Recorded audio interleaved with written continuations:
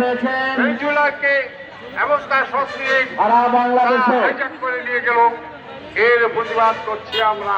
একের পর এক আমরা মনে করি এই আন্দোলন চলতে থাকবে, খুন, হত্যা, একদিন ধর্ষণ আমেরিকা নিঃশেষ হবে, সারা পৃথিবী নির্বিচারে চলছে। আমেরিকাকে আবার ধ্বংস সারা বাংলাদেশ একজন একটি মৃত্যুপুরীতে পরিণত হয়েছে।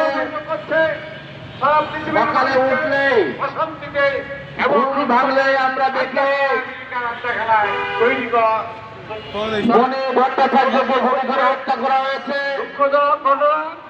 এইভাবে একটা সাজিয়ে দেখে দীপচন্দ্রকে জ্বলন্ত এইভাবে হত্যা করে জ্বলন্ত আগুনে পোড়ানো হয়েছে।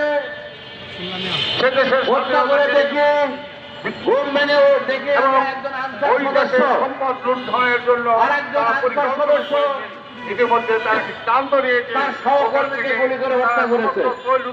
উত্তোলন করে নিয়ে যাবে। এই আজকে হয় বাংলাদেশে আমেরিকার কেউ নিরাপদ নাই। কর্মকাণ্ড। এ নিয়ে আমরা প্রতিবাদ করছি। সংখ্যালঘু বলেন, আমরা সংখ্যালঘু বলেন, শ্রমজীবী কর্মজীবী মেধাজীবী মানুষের পক্ষ থেকে সাথে বলতে স্বাধীন চাই, বাংলাদেশের উপর যাতে কোনো রাষ্ট্রে যে অরাজকতা চলছে যাতে কখনো সারা বাংলাদেশ আজকে মৃত্যু নগরীতে পরিণত হয়েছে।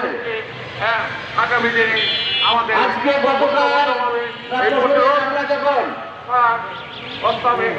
আমি আমার কারওয়ান বাজারে মিটিং করে আসছে, যে হঠাৎ শুনলাম যে একজন বিএনপি কর্মী স্বেচ্ছাসেবক দলে তাকে গুলি করে হত্যা করা হয়েছে।